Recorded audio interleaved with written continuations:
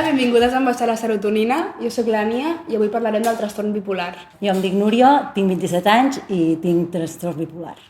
Vale, jo em dic Sílvia, soc psicòloga i tinc 24 anys.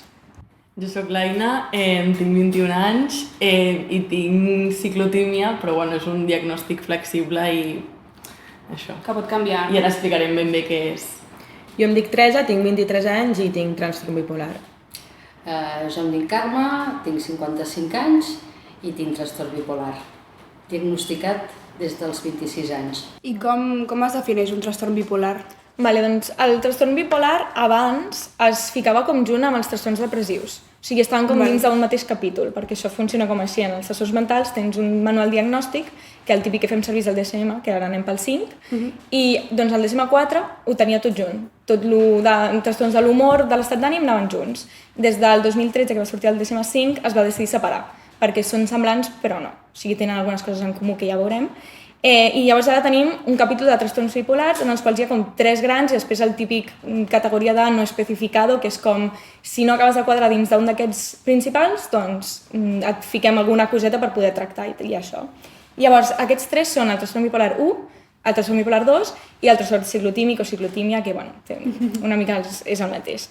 Llavors, tenen com dins d'aquests trastorns parlem de quan tens un episodi de l'estat d'ànim, que hi ha com 3 tipus. L'episodi depressiu major, que és el que necessites per diagnosticar-te un trastorn depressiu major.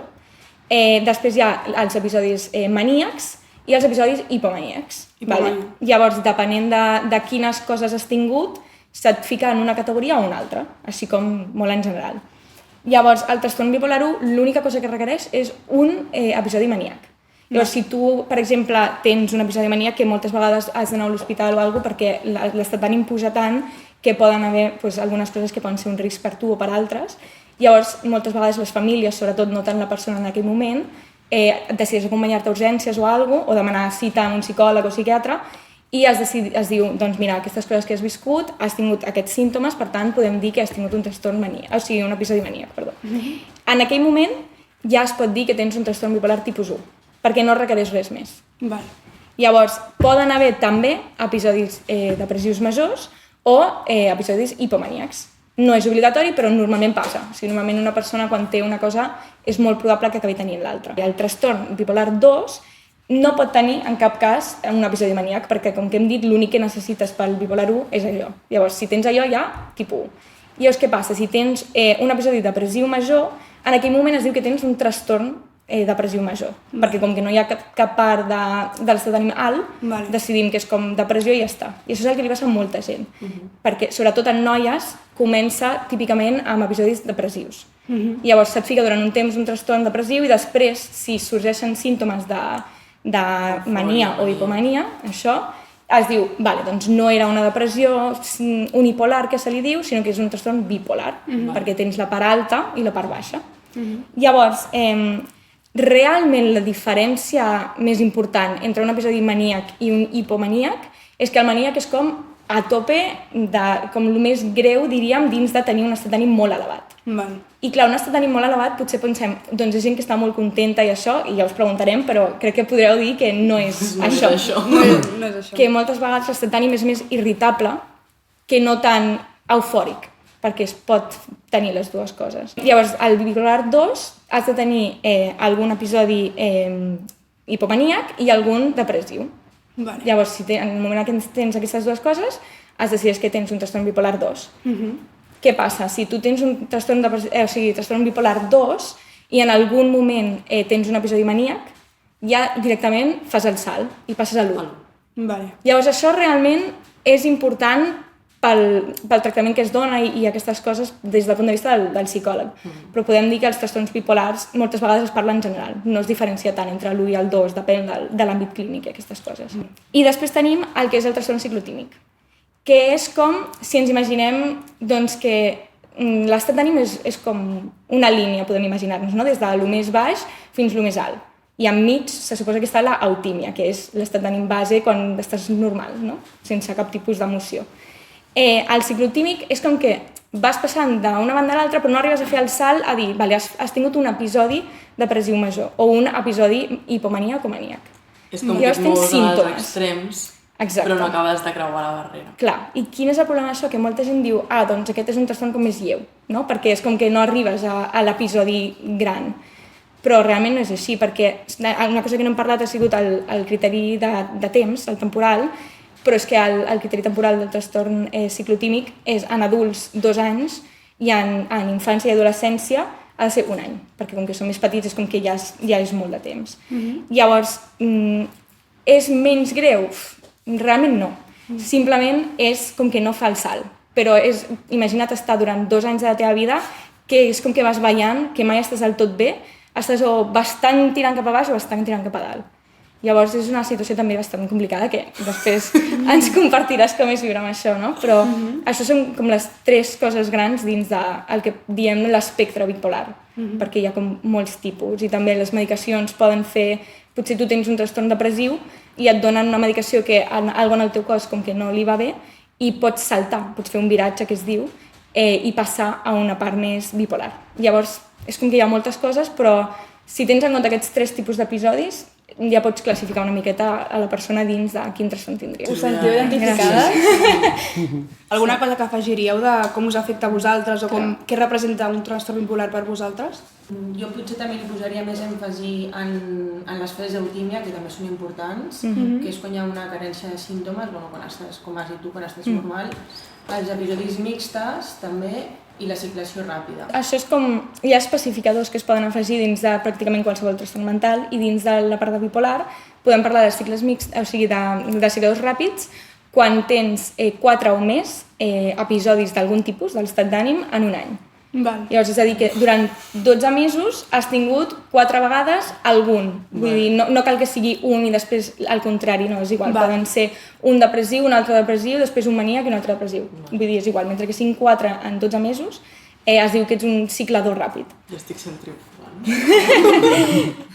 I després quins... els mixtes has dit, oi? Sí, els episodis Sí, mixtes. que això és algo que va canviant la nomenclatura i tal, perquè en el 14, el que dic a l'anterior, es diagnosticaven els episodis mixtes. Pots tenir un episodi maníac amb característiques mixtes, hipomaníac amb característiques mixtes o el depressiu amb característiques mixtes. No existeix el mixte ja, com a entitat. Tu pots estar molt elevat d'estat d'ànim o molt irascible o molt el que sigui i alhora també tenir parts de la part més depressiva. Bueno, a mi m'agradaria afegir alguna cosa que vaig llegir en uns apunts de medicina que em van deixar els metges quan vaig estar ingressada i és que jo crec que és important que es tingui en compte i és que el trastorn bipolar té una base biològica i que es transmet genèticament i per tant és hereditari. Per tant, la seva causa és genètica però el seu desencadenant és majoritàriament ambiental.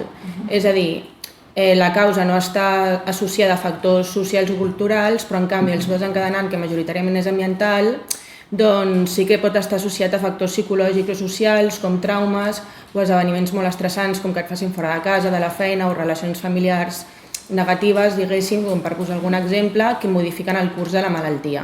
Per tant, és una malaltia genètica, però perquè es manifesti sí que és important un factor ambiental que és tan important o més que els factors genètics. Una malaltia latent, que tu la pots desenvolupar o no en funció del context ambiental. Sí, això passa amb molts trastorns mentals, però és veritat que, de fet, el trastorn bipolar des de fa bastant de temps es considera el trastorn mental més hereditari, amb més càrrega genètica. O sigui, si els teus pares ho tenen, tens 10 vegades més probabilitats de tenir-lo que una altra persona que els seus pares no ho tenen. Des d'una perspectiva històrica, a veure, és una mica trencar una llança en positiu, que hem millorat, perquè, per exemple, el tema genètic, jo, per exemple, no sé, puc intuir que els meus pares hagin tingut algun tipus de malaltia mental, però clar, els tipus de malalties mentals al segle passat, ja no dic a l'altre segle, no tenen la mateixa consideració que ara amb generacions de persones que tenen de 15, ho dic perquè normalment solen sortir en etapa de l'adolescència, no? Doncs de 15 anys fins a 30, per dir una cosa. Clar, hi ha una etapa vital que és que si tu has nascut en un determinat any, segurament el tractament, el diagnòstic, el parlar amb les famílies, l'estar assabentat de moltes coses, en un moment donat això no existia. Totalment. Llavors, jo, per exemple, sí, aquí vull parlar de l'estigma i de l'autoestigma. Jo sé que, a veure, tinc confiança en mi mateixa, que alguna hora doncs, en parlaré així més obertament. El que passa que, clar, jo des dels 26 anys, que tampoc em van dir tens això, perquè va ser un ingrés després de no haver dormit durant 4 dies. Estava treballant, una bona feina, molt d'això.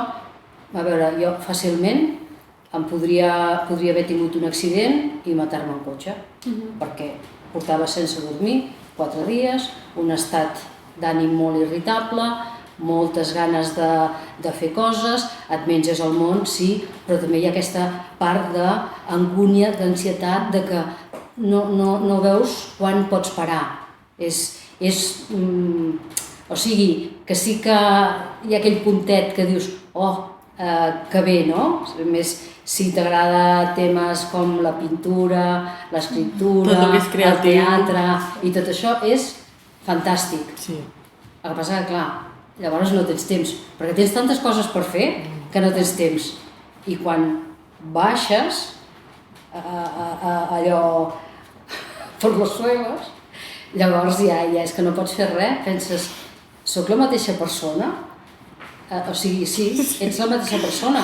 I llavors el que jo volia dir és que jo estic contenta per vosaltres, per gent com els meus fills, que són com vosaltres, etc. Perquè, clar, dintre de la dificultat és una miqueta més fàcil poder tenir algú i explicar-li, com ara la Núria o com ara l'Ània o així, no?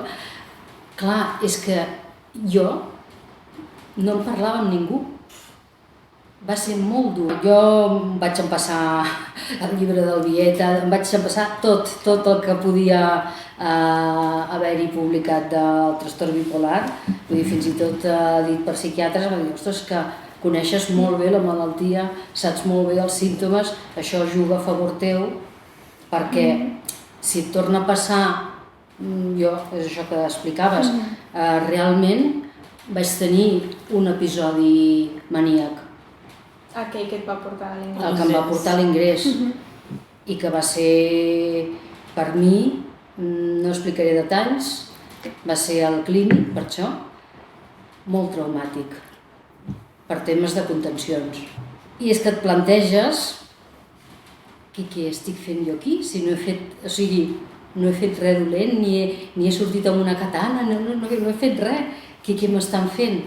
I també us diré que la medicació de llavors no era la d'ara, que quan em van donar l'alta sorties d'allà en plan catatònic, com un robot. Zombi. Sí. Zombi. Clar, no sé si es pot parlar de noms de medicaments, però certes dosis d'haloperidol et deixen... Per si algú no ho sap, l'haloperidol és un antipsicòtic que es fa servir normalment en psicosi, però també en algun trastorn bipolar, però clar, depèn de la dosi i tot això. Però ara ja no. Això ja, no, clar. Ara ja no. Crec que el trastorn bipolar és un dels que està molt estigmatitzat. Moltíssim. No hi ha molta informació, està com molt, fins i tot, en plan, comatitzat, o sigui, fet com molt caricatura. Sí, no? Sí, En plan... una mica com el toc. Com el toc, mira, està estic bipolar. Sí. Ai, sí, soc bipolar. En plan, Exacte, és que soc puc bipolar. suporto perquè és com No, és un que no has de adjectiu dir que no soc. et defineix. Sí. En plan, que diuen, ai, si canvio molt d'humor, Clar. soc bipolar o semblo bipolar. I te n'adones que no Sí, té res a Però veure. clar, això- que passem unes fases molt llargues, normalment, és com no anem canviant. I a- Més durant el dia. I a més, vull dir, l'expressió aquesta que s'utilitza tant de soc bipolar com d'aquesta forma tan caricaturitzada és incorrecta, perquè en el cas del trastorn bipolar no és que ho siguis, sinó que ho tens. És a dir, el trastorn bipolar no forma part de la identitat de la persona que el pateix, perquè no és una alteració ni del caràcter ni de la personalitat, és una malaltia, no una forma de ser. Vale. Aleshores, a l'hora de dir soc bipolar ja estàs utilitzant un terme incorrecte. I no diries soc càncer, saps? En plan, per posar-ho com a algo mèdic, que no Vale. fem servir això. Totes aquelles de l'horòscop. Ai, no, volia dir, o de diabetis, o qualsevol malaltia que és física, no es diuen aquestes coses. Exacte, si de sobte tinguessis com una pujada de sucre o una baixada de sucre, no dius... Ai, estic diabètica. Estic diabètic. Clar, és que no tindria cap tipus de sentit. Vull dir, les coses, si no es parla d'elles no existeixen, i si es parla d'elles malament, com que la gent no ho coneix, encara menys. Jo crec que és perquè la salut mental sempre s'ha pres com mitja broma, o d'aquí gent boja, llavors tampoc no se li dona la mateixa importància a un trastorn bipolar que a un càncer. Llavors, amb un càncer mai faràs broma, no?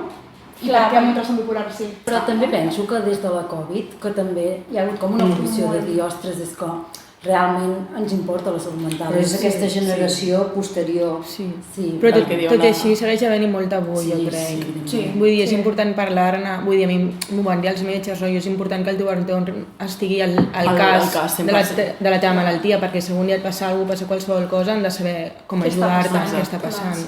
Quan heu pensat algun cop de dir tant de bo m'hagués trencat la cama o tant de bo estigués malalta quan heu tingut un bajón, en plan que no sapigueu justificar, perquè a mi m'ha passat a vegades de dir és que no em surt parlar amb els meus amics, no em surt demanar ajuda perquè no puc capaç, i dic tant de bo poder dir estic amb 39 de febre o estic que m'he caigut de les escales i m'he fet mal i no puc sortir de casa, no? Perquè seria molt més fàcil d'explicar que no dir mira, estic ara així, em sento així, això i per això no et puc parlar. És com que sentia, i a vegades em segueix passant, sento que no té tant de... A part que és més difícil d'explicar, fins i tot sento com que no tinc el...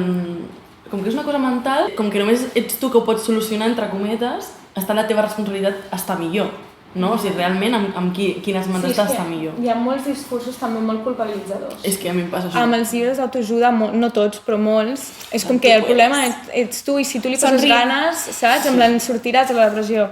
I aquests missatges, que també, coses de Mr. Wonderful i coses així, és com que a mi em fan ràbia com a psicòloga perquè penso, és que imagina't que algú et diu, no, és que tens la cama trencada, però és que, va, si et poses a saltar, se t'arregla. Puja escales. És una tonteria, però és que es diu amb això. I encara inclús hi ha alguns metges o psicòlegs com més de l'època antiga, diguem, de la psicologia, que encara diuen algunes coses d'aquestes i a mi em fa mal que algú pugui rebre aquest missatge perquè no té raó, no és així. Jo recordo un moment en què estava en fase depressiva que no em podia moure del llit, no? Des del plan, no tenia ganes de fer res. I em posava objectius com, perquè a mi m'agrada molt la muntanya, llavors em posava com objectius com anar a córrer. I clar, la meva escola em deia, no et posis objectius tan llargs, tan a llarg termini, perquè et frustraràs només aconseguiràs que no fer res, no? Llavors era com, vale, intento canviar de xip i em poso objectius més curts, com per exemple el fet d'anar a caminar i ja està. Llavors era com, mica en mica anava veient com evolució, tot i que també és veritat que jo vaig notar com un clic espontani de dir, ostres, ara estic millor, però no sé per què estic millor. Vull dir, per molt que fes coses, millorava, però molt a poc. A mi em passa molt del tema de la culpa, en plan, jo crec que tinc com molt instaurat, com no és responsabilitat teva i llavors has de ser tu mateixa, no? I com no puc, és això de que és una mica autoboicot de dir no, ni tan sols cuidaràs de tu, saps? Una mica, és com molt bèstia, és de dir, hòstia, no em costa res aixecar-me i rentar-me les dents, o sigui, de veritat que no costa res, però és com que tu et reprimeixes el fet de cuidar-te, en plan, i a sobre és com encara et fas més mal. És que moltes vegades ens pensem que és com que si no faig una cosa bé, més val no fer-la, perquè per fer-ho malament no ho faig, no? Perquè això ens ho han dit moltes vegades de petits, si fas alguna cosa, fes-ho bé. Però en aquests casos, sobretot en la part com més depressiva, jo crec que més val la pena fer una cosa malament feta que no fer-la. I això em refereixo a rentar-te les dents. S'han de rentar les dents durant 2 minuts. Si no pots, amb la teva vida, et fas una passadeta o agafes una mica de Listerine i ja està. Vull dir, és algo que no... O sigui, potser et soluciona més fer alguna cosa poquet que no muntar un drama per intentar aixecar-te, rentar-te les dents, dutxar-te i a més rentar el cabell, saps? En plan, una dutxa de cos està bé, saps? Vull dir, coses petites, com això que deies dels objectius, perquè també és com que et dona la satisfacció de dir he pogut fer alguna cosa, saps? Encara que sigui una tonteria per a algú altre, per a una persona que està en un moment d'una època depressiva pot ser un món aixecar-te i anar al lavabo i tot això, saps? Llavors, no sé, això jo crec que és molt important, que no ens hem de ficar tanta pressió per fer les coses bé sempre. Adaptar les coses a com estàs tu en aquell moment, però no deixar de fer res, perquè llavors és quan empitjora el cicle i et vas com entrant en més depressió, perquè és que la depressió deprimeix. És com una cosa que quan menys coses fas, més et deprimeixes. Llavors és com que vas caient en un cicle que després costa molt. Sí. Llavors, si hi ha alguna que algú es quedi amb això és, si estàs començant a estar malament, no deixis de fer coses perquè és com que t'enfonses més, encara que no t'adonis, o sigui, no ho fem aposta, però el cos és com que ho fa així. I amb eufòria passa el contrari. Clar. Exacte. Clar, és que... Obligatòriament. I dormir més i aquestes coses que, clar, o sigui, aquí tenim com les dues parts. És que el rotllo és que tenim les dues parts, perquè és com que, bueno, en el meu cas, que sí que és molt més ràpid el canvi de cicle, que potser em va de setmana a setmana, és de sobte, vale, faig uns hàbits i de sobte he de canviar totalment. I llavors tot el rato dic, vale, ara m'he d'equilibrar a fer menys coses. És una mica el rotllo. I sobretot demanar ajuda, que costa molt, a mi em costa molt demanar ajuda perquè sento que estic sent, com que no vull agobiar la gent, sempre com de dir, em faré pesada. Que després quan em diuen a mi, si un amic teu estigués malament, tu faries? Evidentment sí, però quan és amb mi em costa molt demanar ajuda, explicar el que em passa. Però, no sé, en els estats de fase de baixada, bueno, en els dos realment, com de dir, mira, m'està passant això, necessito que m'ajudis, en plan, si estic malament, doncs acompanya'm a donar una volta, o ajuda'm a recollir l'habitació, i quan estic en les fases de pic o d'hipomania, doncs mira, si em veus més accelerada, digue'm-ho, ma mare m'ho deia, Aina, estàs parlant molt ràpid, en plan, coses així. També jo crec que costa dir-ho per la por al jutjament o el que pensaran, o sobretot pel fet que minimitzin el que t'està passant, no? Que al final que minimitzin el que t'està passant és una que acaba sent molt dur perquè encara tu ja tens un sentiment de culpa, doncs aquest sentiment de culpa encara augmenta més perquè doncs no és per tant, no és tan greu. Doncs això és un dels motius que tiren enrere per demanar ajuda. Sí. En el cas dels amics, més o menys, entenc que això, no? Sempre hi ha el típic amic, amiga que et recolzes i tal. I en el cas de la família, en el meu cas, és que hi ha gent que no ho sap. Perquè això no se'n parla. Ja. Què diran? A mi, en el meu cas, sempre han estat al meu costat la meva família, ho saben tots, i sobretot qui més hi ha estat la meva germana, i llavors les meves amigues que m'han recolzat des del minut zero, vull dir que per això no tinc cap queixa. Jo he tingut la sort d'haver-ho pogut explicar obertament a familiars i amics.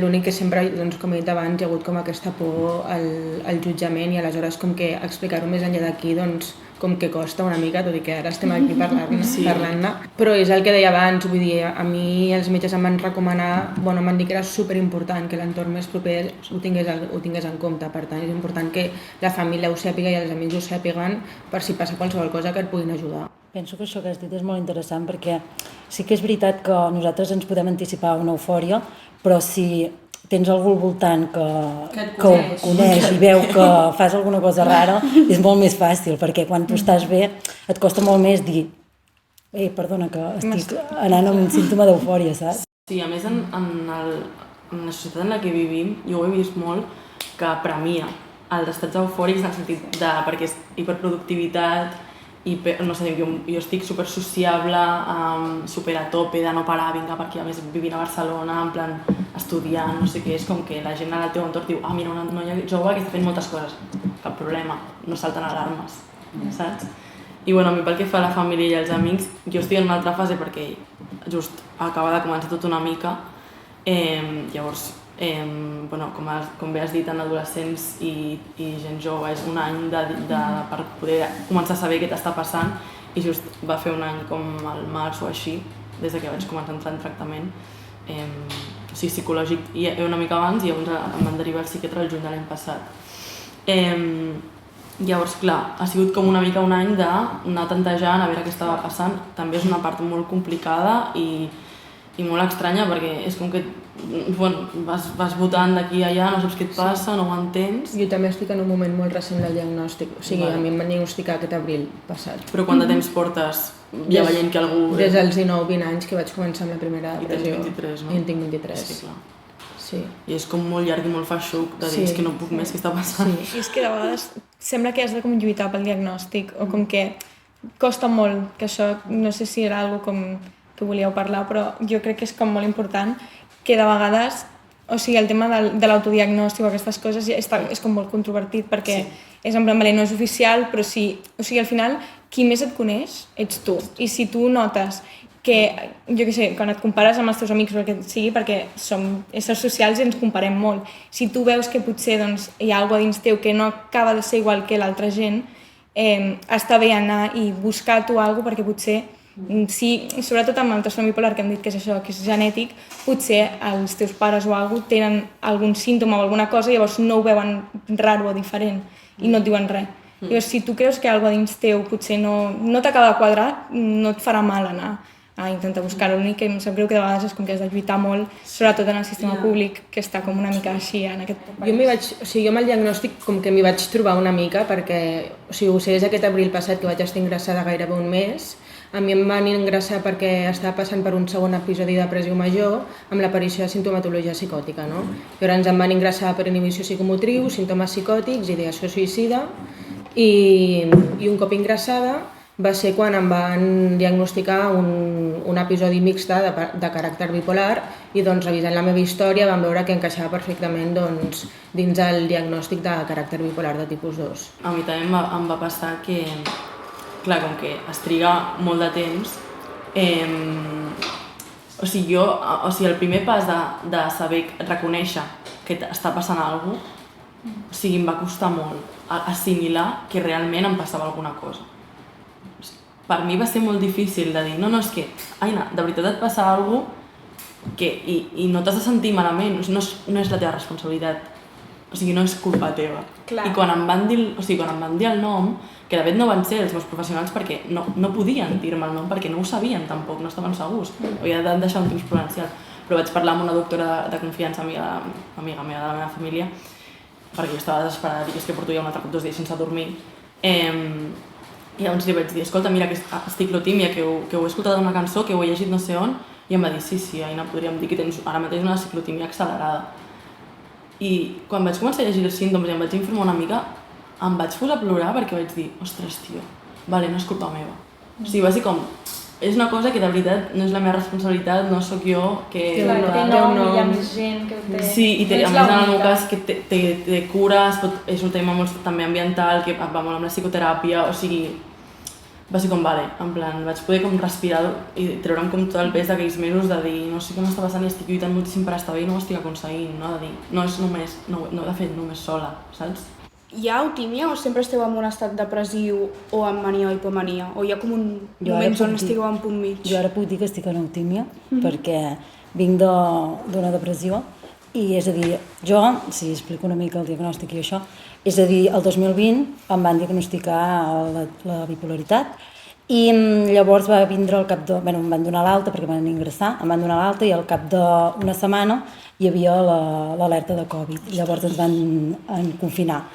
I jo no vaig rebre un tractament psiquiàtric ni psicològic molt exhaustiu. Llavors jo no em vaig creure el diagnòstic, no em costava molt entendre què era, què passava i no ho assimilava. I llavors vaig tenir un segon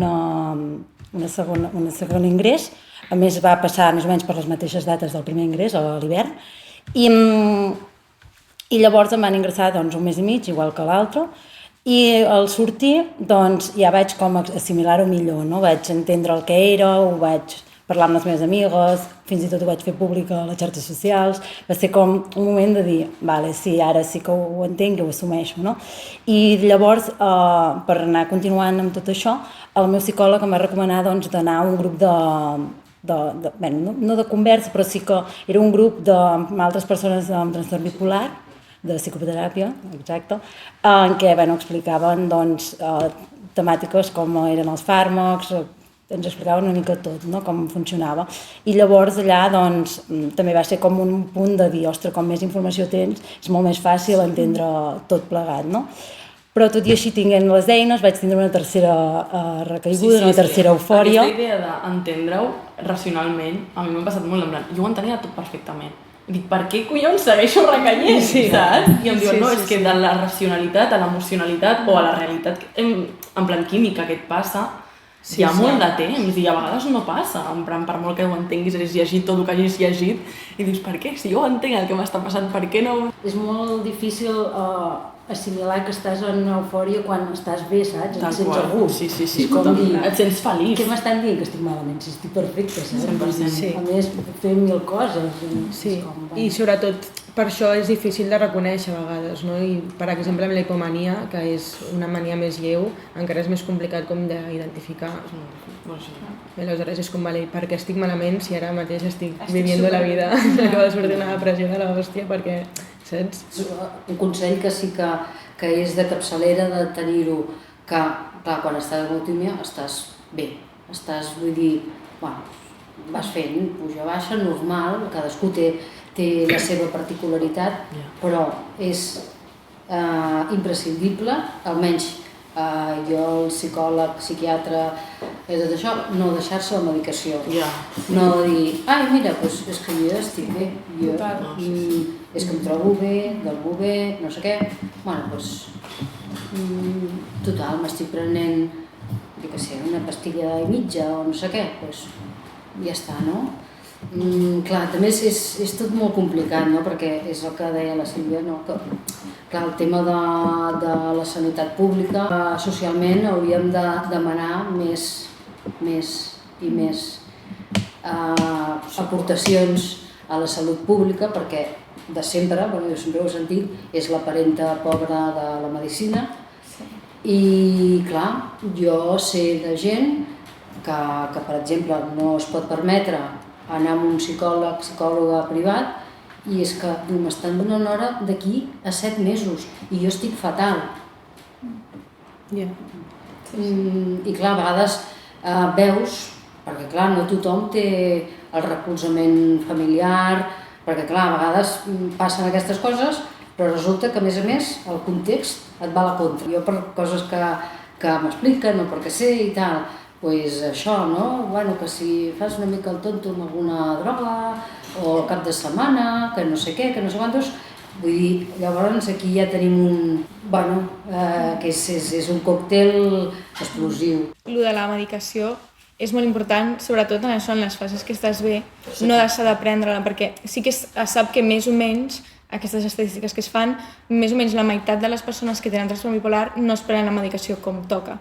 Llavors, si ja és una cosa que és molt difícil de portar, quan et prens la medicació cada dia, quan et toca i tot això, si comences a, ara no m'ho prenc, ara estic malament, llavors sí i tal, és com encara pitjor. Llavors sí que és veritat que molta gent la deixa. Si portes un parell de mesos que estàs bé, dius, ja no em cal. I és com part de l'acceptació que s'ha de fer en molts trastorns, sobretot els que comporten també medicació, és de dir, potser si estic bé també és per tota la feina que estic fent i per la medicació. Llavors, si la deixo, podria tornar a caure i, bueno, suposo que vosaltres ho sabreu millor que ningú, que remuntar és com molt difícil. Llavors, si pots mantenir-te el més estable possible amb els teus hàbits, cuidant-te, dormint les hores que toca i tot això, i no oblidant-se de la medicació, és algo molt, molt i molt important. O sigui, a mi m'ha passat que, per exemple, quan vaig sortir de l'hospital, al cap de 2 setmanes i mitja, 3 més o menys, la psiquiatra de la pública em va reduir la dosi de l'antipsicòtic del matí i per privat em va treure l'antipsicòtic de la nit. Vale? Llavors no es van creuar les informacions, per tant em van baixar els antipsicòtics massa d'hora. Llavors em va passar que vaig tenir un episodi autolimitat de sintomatologia psicòtica transitòria, que és molt llarg, i ho vaig passar, una de les pitjors experiències de la meva vida. Mai m'havia passat, tot i haver presentat símptomes psicòtics abans de l'ingrés, mai m'havia passat un episodi així i ho vaig passar realment malament. Vull dir això, amb això vull dir que aquesta és la prova que confirma, no? Que si tu deixes la medicació perquè tu creus que estàs bé abans del que toca, doncs poden passar crisis com aquesta. I una cosa que també és molt important és que tingueu la confiança amb els vostres psiquiatres de poder-los dir si us està sentant malament la medicació, si creieu que el que sigui sempre va bé contrastar-ho i que us diguin doncs mira, podem canviar això per això, perquè si teniu molts símptomes secundaris, o sigui, dels efectes secundaris que tenen les medicacions, doncs és una cosa que fa que no te la vulguis prendre, perquè si m'ho prenc i em trobo malament, i a més, jo que si no tinc ganes de res, no vull, saps? Vull dir, és més difícil, llavors poder anar i dir crec que alguna s'ha de canviar, que vosaltres potser no teniu el coneixement de la medicació en si, però de com us sentiu sí que ho teniu. Que no sigui com per vergonya o per no dir doncs mira, m'han dit que és això i punt. No, o sigui, aquestes coses es van modificant i si una cosa et va malament doncs et poden canviar inclús del tipus de la pastilla i tot, saps? O sigui, vull dir que són coses que es poden modificar fins que trobes el que a tu et va bé. perquè com que cadascú és únic, no hi ha com que tothom es prengui això i estareu bé. No, potser a una persona li fa tenir un viratge quan està en una fase depressiva i passa a una fase maníaca i a una altra persona li va genial. Llavors són coses que s'han d'anar provant i és una mica pal perquè, sobretot per vosaltres, que a més moltes medicacions triguen un parell de setmanes en funcionar. Us has estat les 2 setmanes aguantant i ja quan en teoria d'és tots ens a veure si estàs bé o no, si s'ha de canviar i un altre cop i és com molt cansat, però jo crec que doncs, val la pena que pugueu trobar la millor fórmula per vosaltres. Com us afecta el dia a dia a vosaltres tenir trastorn bipolar? A mi, que porto ara... O sigui, clar, jo ara que preguntaves sobre l'autímia, és que per mi és com si hagués viscut tota la vida amb autímia, en plan baixades i pujades normals com tothom, i de sobte el meu desencadenant va ser anar-me a viure sola a Barcelona i tenir com el poder de decidir com volia que fos la meva vida. I jo he sigut una persona que sempre m'ha agradat fer moltes coses i també era com l'oportunitat per fer com el meu calendari, el meu horari com volgués. I se me'n va anar a l'olla i ja em vaig fotre a treballar, a estudiar 2 carreres, a entrenar totes les tardes i les responsabilitats que comporta viure sol i a més amb una gran dosi de perfeccionisme i jo crec que això parlant amb el psiquiatre i amb el psicòleg va ser el meu desencadenant perquè em vaig sobrepassar. I a partir d'aquí vaig començar a notar desajustos. I en el meu dia a dia m'afecta en que sí que és veritat que tinc ciclatges molt ràpids, llavors m'anava de setmanes. Una setmana molt bé, o 2 setmanes molt bé, i de sobte 3 dies, 4, al pou. I era el que deies tu al principi, soc la mateixa persona? O sigui, de dir, és que no ho entenc. Per què un dia m'estic menjant el món i a l'altre em sento la persona més incapaç, més poc vàlida, i llavors jo ara mateix amb el que més m'està afectant, a part de les relacions socials, perquè també em costa molt com explicar-ho a gent, fins i tot amb els meus amics més amics, és com no vull ser pesada, no vull haver de dir no puc, no estic bé, és com que em tenco molt amb mi mateixa i només els explico als meus pares perquè són els que m'han vist des del principi, no? I això és una cosa que sé que he de canviar, però també m'afecta molt en la meva autopercepció, perquè jo soc una persona que necessito molt estar segura del que estic fent, en plan estar ben fet, com que estic en el camí correcte, com tinc molta tendència a projectar-me en el futur, i llavors ara em ve en un punt en què dic és que no em puc comprometre a res, és que no puc fer cap feina, és que no puc estar segura que aquest curs m'anirà bé, perquè aquest curs ja he patit molt en els estudis de dir volia fer aquesta assignatura i quan arriba l'època d'exàmens em dóna un bajón, perquè per la pressió dels exàmens o el que sigui, llavors no puc fer res, d'això de no puc obrir els apunts, perquè no em puc enfrontar a la idea de que em costarà tant que ja no ho puc fer. Llavors ara estic en un punt en què el que m'afecta bàsicament a la meva vida és a tot el rato que em vull projectar no poder fer-ho perquè dic, és que no. Llavors em tira tot el rato molt enrere. Quan estic bé sí que és veritat que dic, vale, doncs sí, doncs vinc a gravar el podcast. O és igual, faig els meus projectes de comunicació musical perquè com l'Ania estudio en periodisme i comunicació i també és el tema mediàtic és una mica complicat perquè sí que et demana molta regularitat, has d'estar molt connectat amb el món i justament quan tens les fases més episodis depressius i tal no vols saber res del món. I llavors em confronta molt la vocació amb la realitat de la meva salut ara mateix i ho passo molt malament de dir és que no soc capaç i molt de pensar la idea de per què, no? Per què estic en aquest grup de la gent que no ho aconseguirà. I és supertòxic aquest pensament de dir, tia, en plan, no pots mirar... T'automatxaques moltíssim, no pots mirar com la realitat, en plan, des de fora, sinó que només vius com el neguit i l'angoixa del present. No sé si tenim algun consell.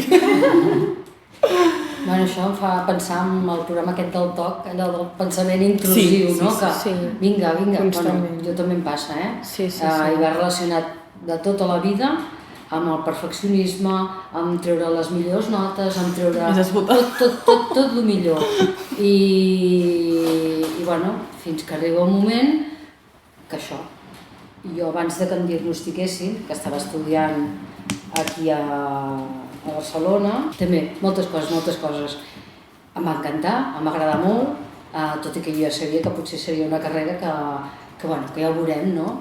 Fins que en un moment donat vaig tenir un baixón molt fort i me'l vaig menjar amb patates, no vaig dir res. O sigui, depre de no sortir del llit, ja les companyes estar de vacances, per tant, jo sola. Només quan venia una determinada persona feia veure que m'aixecava, passava el dia menjant un iogurt, no pots rentar-te les dents, no pots dutxar-te, no pots. Ho passes molt malament. I llavors dius, ostres, i no vaig anar al metge, i no vaig explicar a casa, i com me'n vaig en sortir? Va ser a posteriori que va passar el de l'ingrés, o sigui, a mi em van ingressar com una presó, dic això i no dic res més, però és que, clar, i a sobre surts d'allà quan pots tenir alguna visita, que ara és diferent, això, com un robot. Va ser molt dur. Només vull destacar que el tema de l'ingrés jo no el tinc com un trauma ni molt menys, vull dir que ara jo crec que han canviat les coses, la planta està adaptada, està bé, intenten integrar també coses com per exemple bicicletes estàtiques, fer coses d'esport, vull dir que també intenten com fer més motricitat, no? Sí, però és durillo, Sí, és dur, no ho vull idealitzar, però... El quadre una camisa de forces i tu no poder-te moure i pensar, però és que ser conscient que no has fet res dolent, que no has, jo què sé, totes aquestes coses que a vegades diuen hosti, s'ha polit la targeta, és que no sé què, és que no. L'única cosa, portava 4 dies que no dormia i estava molt irritable, molt xerraire, molt... Passa el doble de ràpid, el triple que tot. Bueno, clar, que tot passava molt de pressa. Sí, jo quan vaig estar ingressada van haver-hi diverses contencions i abans d'ingressar a planta, quan estava a urgències, em vaig veure 2 i... Vas veure-les tu que el bolic que hi ha. Sí, ho vaig veure de reull des de l'habitació, des del box, diguéssim, i heavy. Això urgències, després a planta és com que t'aparten perquè no ho vegis. Bueno, perquè és el llit i és en corretges i això, però el que us dic jo, la imatge és que la tinc gravada, Normal. És molt fort. A veure, jo us estic parlant de l'any 94. Doncs no fa tant. Jo encara que vulgui dormir, no puc. Jo a les 6 del matí sempre em desperto. No sé si hi ha tant de coneixement del que és la mania, jo per exemple no ho coneixia tant i em va venir al cap la referència de l'obra de Beljar, de Campana de vidre, de Sílvia Plath. Ai, me l'estic llegint. L'estic llegint. Sí, me l'estic a punt d'acabar. Sí? Doncs mira, jo no me'l vaig poder acabar. Sí, quasi a punt d'acabar. És que estic a la part més dura ara mateix. Sí, recordo que vaig arribar a la part dura i vaig dir no puc llegir això i no me l'he acabat. És heavy. I ara, justament ara que parlàvem dels mètodes, perquè a la protagonista, bueno, no és spoiler, però l'envien a... Bueno, potser sí que és només spoiler. No, sí, la ingressen. No és spoiler. No passa res. Bueno, arriba un punt en què la ingressen i es parla d'aquests mètodes abusius i allà va ser com vaig dir, distància, perquè ara mateix crec que no puc afrontar aquest llibre. Això de la mania. També vaig sentir-ne parlar amb la pel·lícula Loco por ella, que justament va del trastorn bipolar, i allà vaig entendre el que era la mania. I quan em van dir la paraula hipomania, vaig dir, suposo que hipomania és menys que mania. Quan em van dir mania és que hi havia un punt de pèrdua de control o de sensació amb la realitat, de contacte amb la realitat. Clar, jo és veritat que no havia fabulat, no havia tingut aquesta experiència tan extrema, però sí que dèiem, insomni, perquè era exactament el que has descrit tu, no? Una acceleració, el cap em va superràpid, se'n desenvolupen com totes les capacitats. De sobte dius, estic on fire, en plan, ho puc fer tot molt més ràpid i a més tinc moltes ganes de fer-ho, no? Llavors no podia dormir de les ganes que tenia que fos el dia següent. Però també et pots posar en situacions perilloses, O sigui, jo un cop em vaig trobar conduint, crec que era 160, una carretera de 80, una cosa així, en plan, em podria haver matat perfectament. Perquè et sents capaç de fer-ho, no? Sí, i de cop, o sigui, em vaig donar compte, vaig parar, o sigui, en aquell moment jo estava living. Clar, o sigui cap concepte cap sensació de perillositat. El perill no hi havia perill. Jo només de pensar que m'havia de relaxar em posava nerviosa. I jo no m'ho he notat tant com la irritabilitat, en plan, no m'he notat com de mal humor, però sí de molta pressa. Vull que ja les coses vagin ràpid, en plan, no d'espavilar, però sí que ha d'anar ràpid la cosa, no? Sí, perquè com al teu cap tot va ràpid, no? També de vegades com potser és molt típic el que passa que quan, sobretot en la part més maníaca, però en la hipomania també pot passar, que parles tan ràpid que és com que el teu cervell va més ràpid que la teva boca i és com que vas saltant i una persona externa t'està escoltant i no entén res perquè has saltat d'aquí a allà i al teu cap tot té sentit, però de cop potser et miren amb una cara de m'estaves parlant del teu pare i ara estem parlant de peixos, saps? O sigui, no sé què està passant. El tema d'això de la perillositat que estàs parlant es relaciona molt amb la part maníaca, tema sexe, drogues, conduir ràpid, qualsevol cosa que et pot posar en perill és com que no t'adones perquè és aquesta sensació de me como el mundo, no? De puc fer tot, ara mateix estic on fire, llavors no penses en aquestes coses, saps? Que en un moment que no estàs maníaca o el que sigui, potser dius doncs això potser no hauria de fer, no? Llavors és com que de vegades falta el freno aquest de la part del cervell que et diu ei, potser això és perillós.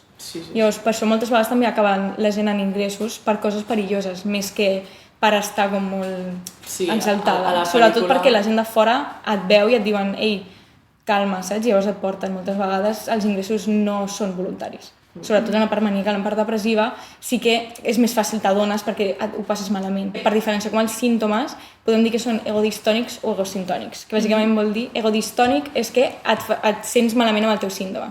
I egosintònic és que et sents bé amb ell, així com superresumit. La part maníaca és molt egosintònica. Normalment no t'adones fins que ja baixes. I a part ho vius tot molt intensament, és a dir, jo vaig tindre un brot psicòtic, el primer va ser el brot psicòtic i de resultes em van diagnosticar la bipolaritat i, bueno, jo vaig tindre com idees de grandesa i tot això, no? I que s'acabava el món i etc. Quan ja estava ingressada, que t'aïllen perquè es rebaixi tota aquesta tensió, no? Aquests estímuls i tot això, doncs era com que tenia un sentiment molt gran de culpa, de que tot era culpa meva, que em sentia fatal. Bueno, ho vaig passar molt malament, vull dir, només feia que plorar i no... Sí, i és que al igual que pots tenir aquests sentiments de grandesa que poden ser delirants, quan estàs en la fase depressiva pots tenir deliris de culpa, saps? O sigui, pot ser també psicòtic, vull dir, no sempre ho és, Vull dir, d'allò que tu creus tant que és en plan, no, és que tot és culpa meva i si passa qualsevol cosa és per mi, llavors és com superdur perquè pots... O sigui, moltes vegades la gent pensa en psicosis i penses doncs, més en la part maníaca perquè sí que s'assemblen moltes coses, però també té la part negativa, depressiva. Va coincidir que hi havia el Glòria i tot això, i clar, pensava, hòstia, que clar, tot això és culpa meva, no sé què, i ho passava fatal. Parlant malament és una putada, perquè teniu les dues parts, saps? Vull dir, és com que no estàs tranquil·la mai, perquè estàs o massa poc. Llavors és molt xungo, o sigui, dins dels trastorns mentals hi ha com els que es diuen els trastorns mentals greus. Estan el TLP, el bipolar i l'esquizofrènia. Per això tenen més estigma, perquè són els que més criden l'atenció. Si no tens ni idea, vull dir, no és tan fàcil empatitzar. Com li explicaríeu a algú que no coneix, com ha dit la Sílvia, que no pot entendre-ho perquè no ho viu, com és tenir un trastorn bipolar? És complicat. O sigui, jo crec que és una que està dins teu i que no pots controlar i que tampoc esculls. És que és complex perquè de vegades és una cosa que, o és un trastorn, digue-li com ho és, que tampoc saps per què ve. A part de que, diguem, això del tema hereditari, el tema social i tal, però com moltes altres malalties, no saps quan comença. Tu igual tens diabetis i no ho saps, fins que no et fan una analítica. El que passa que la matèria amb la que treballem és molt complexa perquè és la ment, llavors, clar, suposo que jo sóc positiva en el sentit de dir, han passat aquests anys, jo que sóc més gran dono fe que les coses van a millor, que poden anar molt més bé i els que tenim fills penso que hi tenen molt de guanyat perquè clar, si li passés una malaltia com la meva amb el meu fill, doncs ell ja té eines i jo ja sé què passaria i ja que no li evitaria, però li trauries molt de patiment, jo crec. És molt diferent. És perquè suposo que el context, els metges de capçalera, els metges... O sigui, jo el que penso és que s'haurien d'abocar molts més diners a la sanitat pública. Algú que ja de saber és que el trastorn bipolar és una malaltia universal, és a dir, les taxes de gent amb trastorn bipolar són molt semblants a tots els països i ha existit al llarg de tota la història. I jo és una que, almenys és com que penso que no estic sola, que hi ha molta més gent a part d'allò, que és una com estadísticament molt semblant arreu del món, vull dir, no sé. I a més és una malaltia i i també la ciclotímia, que de fet està molt vinculada a l'agenda artística i de la creació, perquè de fet jo quan hi pensava, en plan, molts dels referents culturals i en la pintura o en la música eren personatges que els retrataven com a bastant, bueno, a nivell de les vides personals amb molts canvis, i llavors ho revises des de la part psicològica i dius, era evident que no se sabia, però aquests personatges, no sé, Lord Byron, Van Gogh... Bueno, és que, clar, sí. eren manicomis La el que hi Sílvia havia. Plath. Sílvia Plath. I una vegada vaig llegir, tot allò ara sembla una mica sang i fetge, però que es practicaven lobotomies i tot. Sí. Uf! Quin horror. Tela, Vull dir que per això que avancem i hem avançat, i el que també està per solucionar, encara que sembla que tot progressa adequadament, és l'entorn laboral. Jo crec que és important que, o sigui, no com que sigui responsabilitat de tothom, però sí que és important que si algú, no sé com ho sentiu vosaltres si us pregunten sobre el nostre trastorn o coses, que no sigui com superintrusiu, no? En plan, si us fan preguntes d'aquestes coses, vosaltres ho expliqueu obertament i això, perquè jo crec que és molt important que la gent que no té ni idea pugui conèixer coses, i si és de primera mà, doncs millor. A vegades intento relativitzar i m'ho qüestiono, de fer bromes sobre el tema. I dic, ostres, no sé si ho estàs normalitzant o si t'estàs passant. Jo estic anant a una teràpia de grup de rehabilitació cognitiva per persones que han passat per un primer episodi psicòtic o hagin presentat sintomatologia psicòtica, i estic a la fase inicial de la malaltia i crec que m'està anant molt bé. Estan sortint coses noves, però el més bàsic és la part dels ritmes socials i això. O sigui, es diu teràpia interpersonal i de ritmes socials, que és tota la part de tenir rutines, hàbits, tenir com tot el que puguis, el més estable possible, perquè no tinguis com més desencadenants externs. I després hi ha la part, com el que ha explicat ella, que és la part com cognitiva i més funcional, que són coses més noves que s'estan fent també amb ordinadors, amb coses d'aquestes, o en grups i això, i és molt important perquè també s'han vist que les persones amb trastorn bipolar, algunes també tenen algun problema més cognitiu, de coses d'aquestes, o de fluïdesa, o de funcions executives i això. Llavors, a part de la teràpia com més de, perquè ens entenguem, de parlar, que hi hagi una part més cognitiva també per la gent que ho necessiti. Aquest deteriorament cognitiu, intel·lectual i de funcionament general jo el noto moltíssim, sobretot arrel dels antipsicòtics. No sé si és només els antipsicòtics, però o arrel de l'episodi i tal, però ho noto molt. És una cosa que noto moltíssim a l'hora de llegir, a l'hora de parlar, de mantenir converses, seguir el fil, seguir una sèrie, llegir textos acadèmics. Ho noto molt la diferència. És superfrustrant perquè et sents tonto, o sigui, és com merda, jo abans era capaç d'estar concentrada més a X temps llegint X cosa I fer un resum o què fos. I tal, i ara és com se'n fot tot un món, o sigui, no... Fa por i tot. O sigui, per exemple, despertar-se o anar-se a dormir amb el mòbil és una cosa que no hauríem de fer i jo faig, no? Però hi ha aquest, en plan, la dopamina ja de bon matí, en comptes de despertar-se doncs amb el sol o prenent, esmorzant tranquil·lament o llegint. Per exemple, jo és que era una persona superlectora i ho he deixat de ser. O escrivia molt i també he deixat d'escriure. Sí, això, amb les xarxes socials i tot això, o els vídeos de TikTok que són curts, Sí, i és com passar un passo, següent. Cada vegada que passes, la teva dopamina fa, hola, bon dia. Llavors, clar, és molt difícil i això són coses que s'han d'intentar no fer, però jo també ho faig, saps? Vull dir que això és una cosa que ens costa a tots perquè ens agrada, o sigui, si ho fem és per alguna cosa. Hi ha alguna cosa que no haguem dit que creieu que és important explicar? Sí, jo crec que, sobretot a una persona que acaba de descobrir que té trastorn bipolar, que encara que sigui una malaltia crònica i que no tingui cura, que són paraules que sonen molt greus, sí que existeix un tractament que si el compleixes bé pot ser molt eficaç i pots arribar a tenir una vida normal, i si et tractes bé poden arribar a passar anys entre un episodi i un altre. Jo també volia dir que ens deixem els mitjans de comunicació, és tots, el que estem fent ara, el que sigui. S'ha de vigilar molt amb el llenguatge, amb la manera que es presenten les informacions, els informatius, perquè al final resulta que és anar repetint els clixés, els prejudicis, són persones violentes, són persones no sé què, i no és així. També una cosa que va molt bé a vegades és això, obrir-te i faig servir la paraula aquesta, obrir-nos amb altra gent que té altres menes de malalties mentals, no només la nostra. Per exemple, hi ha una associació, es pot dir, a Barcelona, que es diu Obertament, i que es pot localitzar fàcilment les xarxes socials i tal, i porten, fan una tasca molt, molt bona de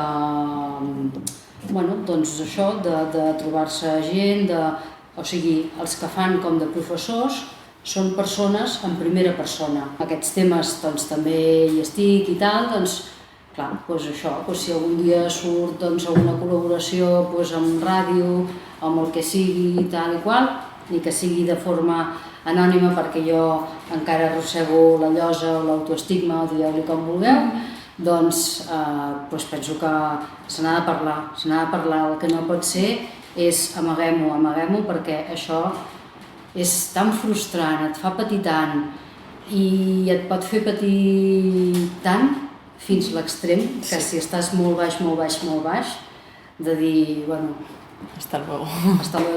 Si algú vol parlar obertament d'això, endavant, si no, jo només vull donar com unes dades que em semblen com superimportants, que, o sigui, el tema del suïcidi, que en qualsevol trastorn mental està augmentat, o sigui, més que en la població general, que és bàsicament la gent que no té un trastorn mental, però és que resulta que en el trastorn bipolar és com una causa supergreu, o sigui, tens 15 vegades més probabilitats de cometre un intent de suïcidi i s'ha vist després retrospectivament de tota la gent que es suïcida, un 25% tenien trastorn bipolar.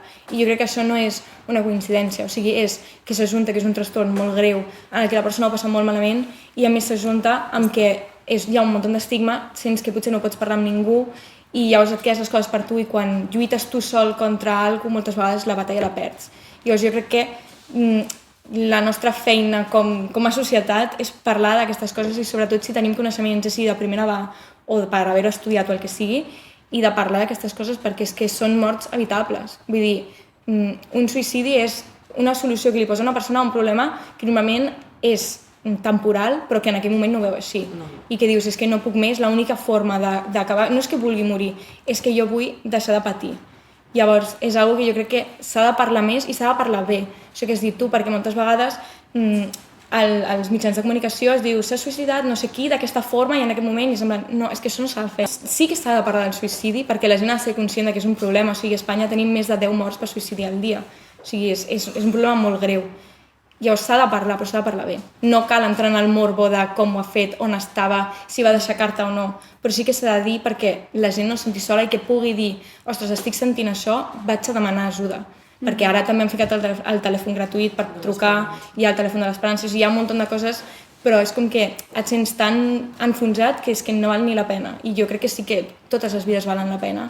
I que si ho parlem obertament, doncs millor. El tema de demanar l'ajuda, no? Que és molt, molt important que saber que hi ha recolzament psicològic, que hi ha recolzament, si no pots per part de la família, doncs potser pels amics o per algú que tens molt proper i que és el que diu ella, que realment ens podem en sortir, vull dir, podem viure normal, bastant normal. Jo pel que fa a la ciclotímia, m'agrada, o sigui, m'ha fet il·lusió com poder dir aquest nom perquè ni tan sols el coneixia i tant de bo se'n pugui parlar perquè a més les taxes de gent que ho pateix són bastant elevades dintre el que és el menys freqüent, suposo. També perquè és molt difícil de detectar, perquè al ser com un possible grau menys que la bipolaritat, si li volem dir així, suposo que també és difícil de veure com que té un diagnòstic més llarg.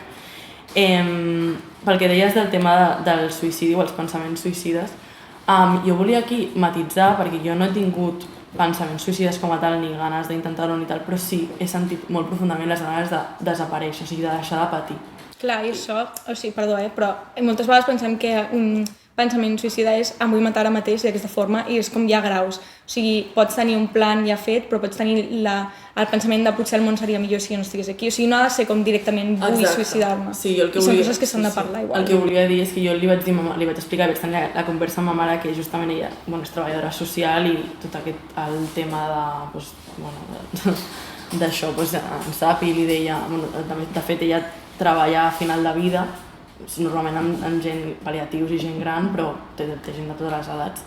I li deia, vull que sàpigues molt la diferència entre que jo senti que no vull patir més i que vull un silenci infinit, però no vol dir que em vulgui morir ni que ho vagi a fer, sinó sí que és aquesta idea de estic patint tant que l'única resposta que veig és com, o sigui, com parar-ho, no? O sigui, és perquè l'alerta aquesta sigui ja prou greu, no? De dir, hòstia, el teu marge o el teu límit de patiment mental o del que sigui és molt elevat. L'última pregunta que tinc és si teniu alguna cançó que us hagi ajudat quan estàveu malament o simplement amb la que us sentiu identificades o qualsevol cançó que vulgueu recomanar-nos. Jo recordo que quan estava ingressada escoltava molt Bon dia vida de Gertrudis.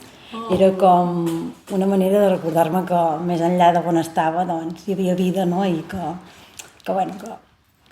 ens en podíem sortir, no? A mi, per exemple, suposo que una mica per allò inoculació, m'agrada molt el rock valencià i català i tot això, suposo perquè hi ha un meu fill que fa el rotllo aquest i m'agrada molt i dius, bueno, pues sí. I també, per exemple, no sé, l'Anna Tijul, la Mabel Flores, també m'agrada molt la música clàssica, la Signe O'Connor, que es va suïcidar, que també deia que tenia un trastorn bipolar, no fa pas gaire. I una, no sé si us sona, a mi durant un temps em va agradar molt i me l'anava posant allò en plan bucle, la Dolores O'Riordan. Pues és molt xula, és anglesa. De Cranberries o així. Ah, de Cranberries, sí. Pues és la cantant. Clar, la que també es va suïcidar. Sí. És que dic, ostres, la gent que acaba malament. El geni, és que té un punt de... En tenia una que en un moment, quan vaig estar ingressada, doncs em va donar un subidon a tope al lavabo a les 5 del matí i va haver de venir l'infermera a buscar-me. Però no la trobo i no recordo com... O sigui, era de la Love You, però no sé quina és. Bueno, jo com em dedico a la comunicació musical en tinc moltes, però destacaré l'Odo de Joel López, que és preciosa, ja l'escoltareu. També trobo que hi ha molta gent jove, hi ha molts artistes joves que estan fent moltes cançons parlant de salut mental i és una cosa que jo m'agradaria tractar molt perquè és bastant... és una expressió bastant heavy del que està passant, perquè si els joves a la música estan parlant d'això és per alguna cosa. Doncs us volia donar les gràcies per compartir tantes coses i explicar tot això. Gràcies. I espero que ajudi algú que ens hagi pogut veure i que se senti identificat i identificada i res, moltíssimes gràcies per compartir tot això. Gràcies.